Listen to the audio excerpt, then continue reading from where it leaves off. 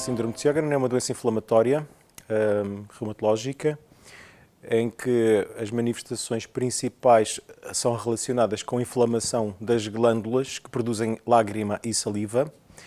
É uma doença que afeta sobretudo o sexo feminino.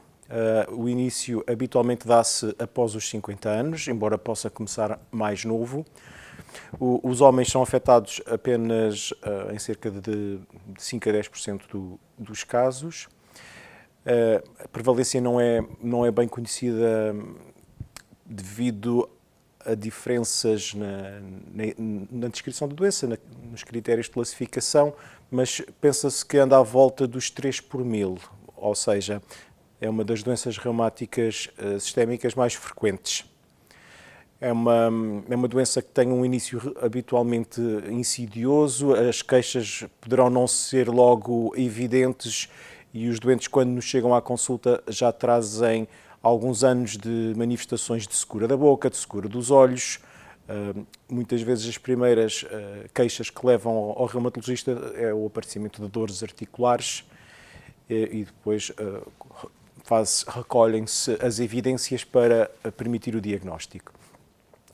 Para além das queixas de secura da boca, dos olhos, da pele, secura vaginal, secura do epitélio respiratório, muitas pessoas têm queixas de fadiga muito acentuadas. O envolvimento articular também é frequente, dor ou mesmo artrite, portanto inflamação articular. Em alguns casos, que rondarão à volta de 25% a 30%, existem manifestações que nós chamamos sistémicas, ou seja, manifestações de outros órgãos que podem afetar o pulmão, o sistema nervoso, os vasos sanguíneos, numa forma de vasculite. E numa percentagem rara de casos existe inclusive algum risco de linfoma. O diagnóstico é por vezes difícil, lá está, porque a doença tem um início lento, as manifestações iniciais, digamos que são inespecíficas, ou seja, há secura da boca, secura dos olhos, por muitas outras causas possíveis, sobretudo após os 50 anos, relacionadas com a menopausa, relacionadas com perturbações de ansiedade, depressão, fármacos que as pessoas tomam e, portanto, há que fazer um diagnóstico diferencial. E aqui a história clínica, a conversa com o doente no consultório é fundamental para nós termos um alto grau de suspeição.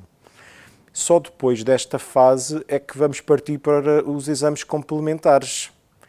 E os exames complementares, por um lado, visam confirmar que aquela pessoa tem uma diminuição da produção de lágrima e de saliva, isso é obrigatório, e por outro, demonstrar que existe um distúrbio autoimune através da pesquisa de autoanticorpos, que são relativamente específicos para a doença, ou da realização de uma biópsia de glândula salivar, que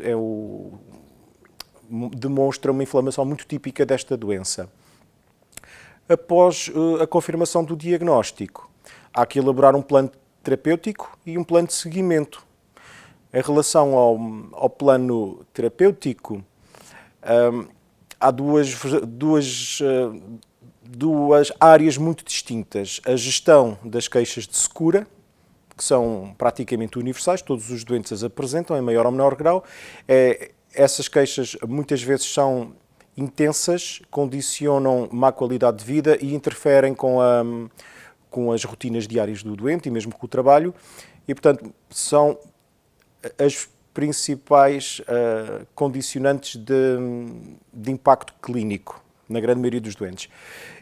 E nós, para a otimização desta terapêutica, recorremos muitas vezes à assistência dos oftalmologistas, dos médicos estomatologistas ou dos dentistas, porque são quem consegue melhor avaliar o estado de secura dos olhos ou da boca, prevenir complicações locais que podem ocorrer e, eventualmente, sugerir algumas técnicas terapêuticas mais invasivas e que poderão ser mais eficazes para as queixas de secura.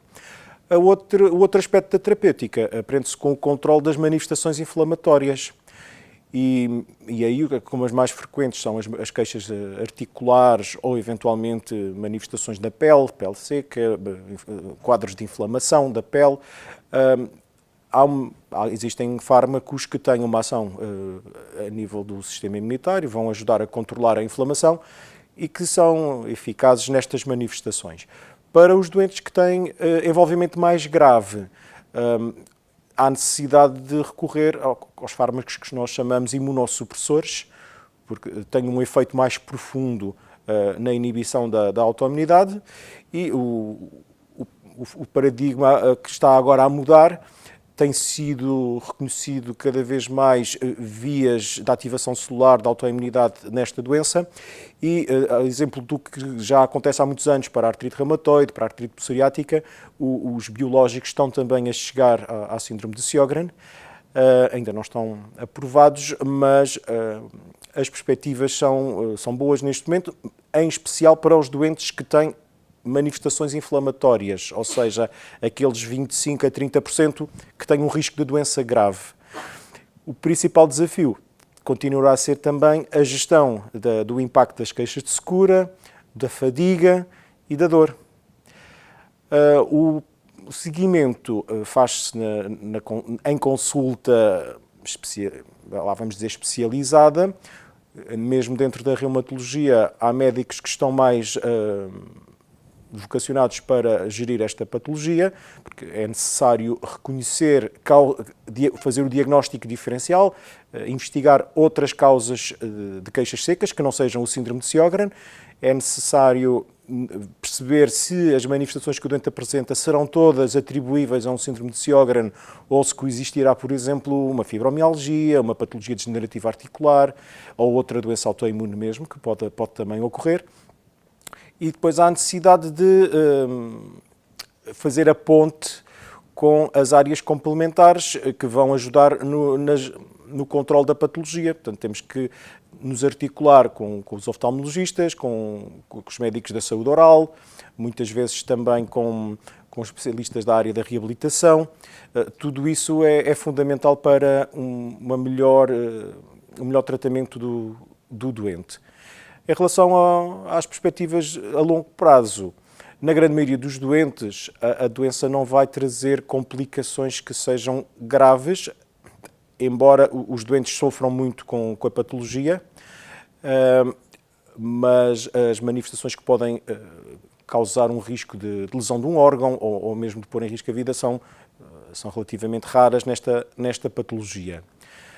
De modo que o conselho que eu dou a todos os doentes é que, na presença de uma suspeita, contactem o médico de família, façam a investigação básica, uma história clínica, uma pesquisa de parâmetros de autoimunidade e depois fazer uma referenciação à reumatologia para se estabelecer o diagnóstico, confirmar ou excluir, porque também é importante alguém que tem estas queixas, o facto de se excluir um síndrome de Sjögren acaba por ser também tranquilizador, porque pese embora o impacto que as pessoas vão ter das queixas de secura, mas pelo menos ficam com a certeza de que não têm nenhuma doença autoimune e que irão fazer a gestão tranquila das queixas na oftalmologia ou na medicina dentária.